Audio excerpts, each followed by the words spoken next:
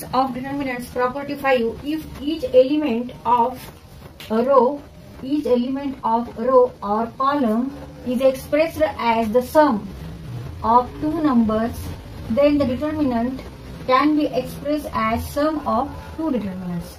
आता इथे हा डिटर्मिनंट आहे, याच्यामध्ये 9 एलिमेंट्स आहेत. 1 2 3 4 5 6 7 8 9. 3 रोज आहेत. First row, second row, third row.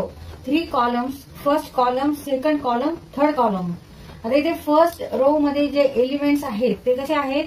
A1 plus X1 आहे, इथे B1 प्लस Y1 आहे, C1 प्लस Z1 आहे, आणि इथे मात्र A2 B2 C2, इथे A3 B3 C3 आहे. आता ह्याची व्हॅल्यू जर आपण काढली, समजा इथे ह्याची व्हॅल्यू D निघाली, तर ह्याची व्हॅल्यू इक्वल टू ह्या दोन डिटर्मिनंटची व्हॅल्यू. आता हे दोन डिटर्मिनंट कसे तयार केलेत आपण? A1 A2 A3 B1 B2 B3 C1 C2 C3, आणि दुसरा डिटर्मिनंट रिमेनिंग नंबर घेतलेत X1 Y1 Z1, बाकी हे तसेच ठेवलेत. मग X1 A2 A3 Y1 B2 B3 Z1 C2 C3, म्हणजे हा सॉल्व्ह करायचा आणि हा सॉल्व्ह करायचा, आणि दोन्हींची जर आपण सम केली, समजा ह्याची व्हॅल्यू D1 धरू आपण आणि ह्याची व्हॅल्यू आपण D2 धरू, तर D equal to D1 plus D2 येणार आहे. म्हणजे ह्या डिटर्मिनंटची किंमत बरोबर ह्या डिटर्मिनंटची किंमत अधिक ह्या डिटर्मिनंटची किंमत, आणि हे डिटर्मिनंट दोन डिटर्मिनंट आपण ह्या डिटर्मिनंट वरूनच हे डिटर्मिनंट लिहिलेले आहेत. इथे सम ऑफ टू नंबर्स आहे A1 X1, तर आधी आपण A1 घेतला, A1 A2 A3 घेतला, आणि नंतरच्या डिटर्मिनंट मध्ये हा रिमेनिंग नंबर घेतला X1 A2 A3 X1 A2 A3, नंतर B1 B2 B3 B1 B2 B3, आणि Y1 B2 B3 Y1 B2 B3 C1 C2 C3 C1 C2 C3, आणि इथे Z1 C2 C3. ह्याप्रमाणे आपण इथे फक्त काय केलेले, दोन डिटर्मिनंट तयार केले, त्यांची आपण मग व्हॅल्यू बघितली, ह्याची व्हॅल्यू बघितली, तर ती कशी येणार आहे? ह्या दोन्हींची सम म्हणजे ह्या मोठ्या डिटर्मिनंटची व्हॅल्यू.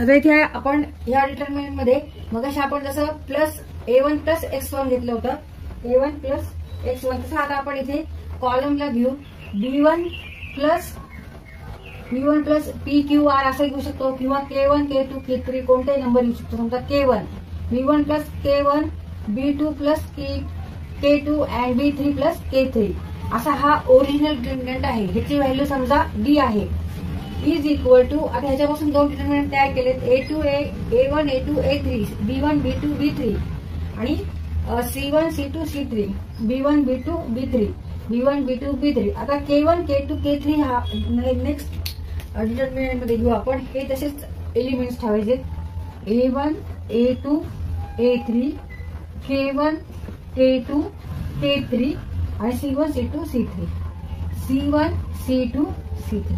ह्याची व्हॅल्यू समजा आपण D1 धरू आणि ह्याची व्हॅल्यू D2 धरू, तर D equal to D1 plus D2.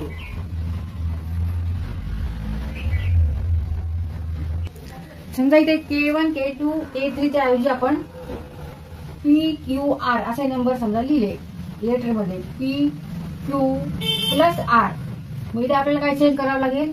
हा कॉलम चेंज करावा लागेल, PQR. मग ह्याची व्हॅल्यू इक्वल टू D2, ह्याची व्हॅल्यू D1, आणि ह्या मोठ्या डिटर्मिनंटची व्हॅल्यू D. मग D equal to D1 plus D2. Property 6. If a constant multiple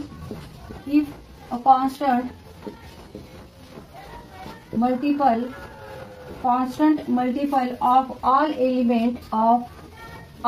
elements of any row or column is added to the corresponding elements of any other row or column, then the value of new determinant so obtained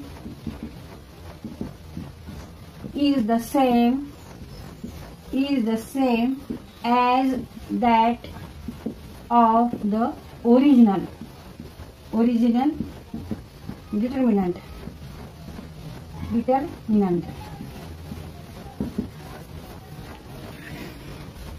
पण आता ही property वाचू. If a constant multiple of all elements of any row or column is added to the corresponding elements of any other row or column, then the value of the new determinant so obtained is the same as that the original determinant. समजा एका determinant मध्ये आपण एका रोला multiply रोला किंवा कॉलमला त्याच्या इच एलिमेंटला प्रत्येक एलिमेंटला आपण कॉन्स्टंटनी मल्टिप्लाय केलं आणि नंतर आपण काय केलं, एनी अदर रो घेतला.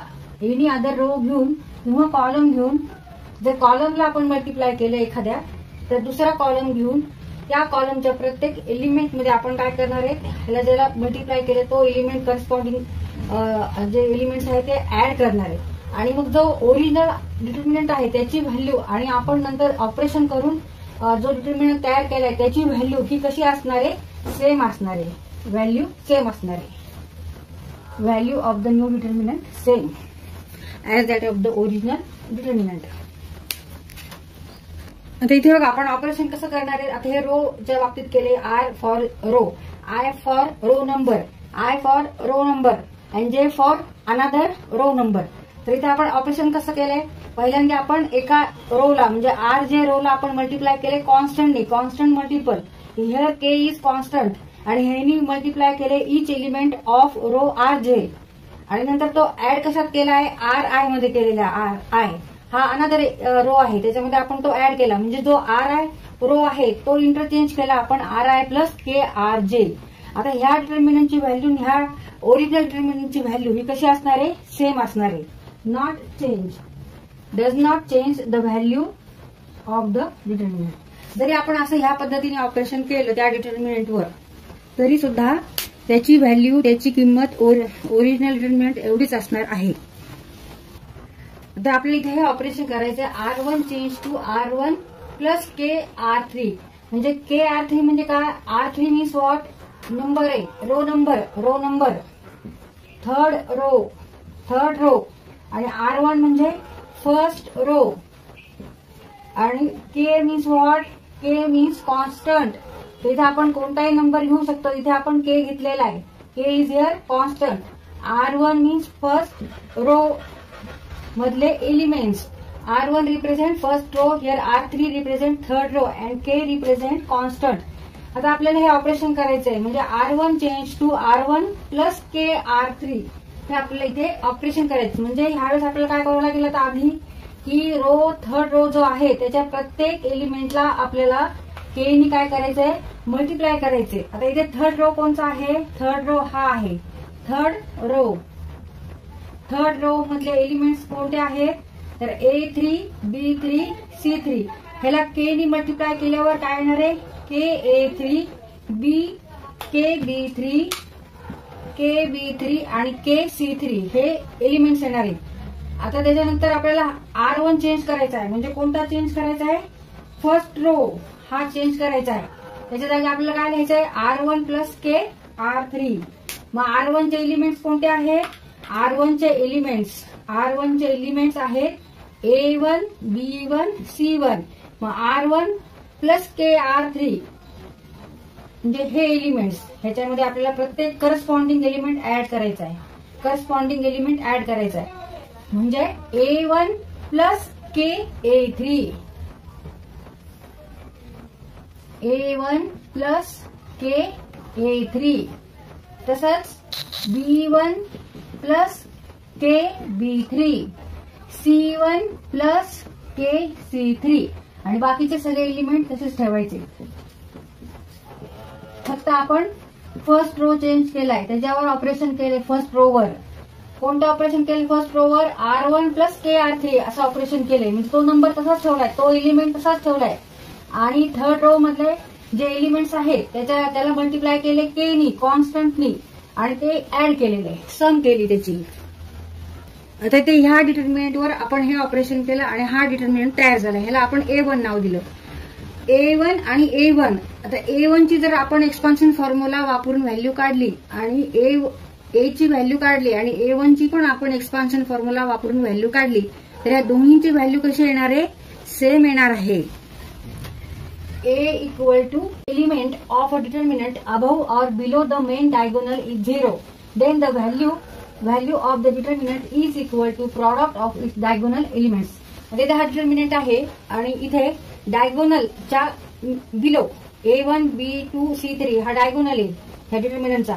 तर ह्याच्या बिलो सगळे 0, 0 आहेत, बाकीचे सगळे एलिमेंट्स आहेत. आता हा डिटर्मिनंट बघा, तोच डिटर्मिनंट इथं आहे. तर ह्याच्या डायगोनलच्या अभाव आहे 0, 0. हा डायगोनल आहे, ह्याच्या अभाव 0, 0, 0 आहे. तर अशा डिटर्मिनंटची व्हॅल्यू काढत बसायचं नाही. असा जर डिटर्मिनंट असेल तर ह्याला इथे एक्सपान्शन फॉर्म्युला वापरून मग तो त्याच्यात वेळ जातो, त्याच्यावर जी प्रॉपर्टीज